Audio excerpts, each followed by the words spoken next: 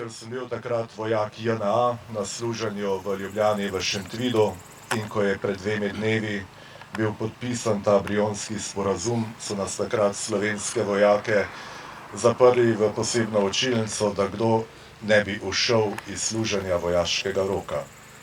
Tudi vseh teh dogodkov se spominjamo v teh dneh. Pa ko premišljujemo o Božjem usmiljenju, o naših dragih rajnih, ki so tukaj izgubili življenja, ko premišljujemo o naši domovini, iskreno prosimo Gospoda.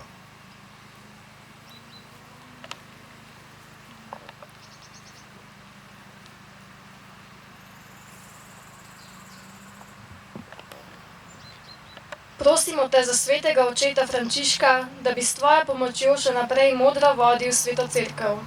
Prosimo te, usliši nas.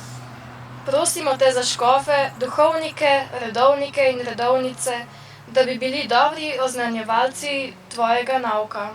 Prosimo te, usliši nas. Prosimo te za naše državne voditelje, daj, da bi delovali povezovalno in v dobrobit vseh državljanov. Prosimo te, usliši nas. Prosimo te za našo domovino, daj, da bi v njej vladal mir, pravičnost in blaginja. Prosimo te, usliši nas.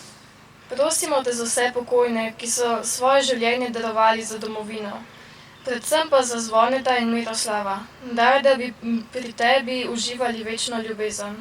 Prosimo te, usliši nas. Prosimo te za vse, ki so v času osamosvajanja Slovenije izgubili svoje najdražje, daj jim tolažbe in notranjega miru.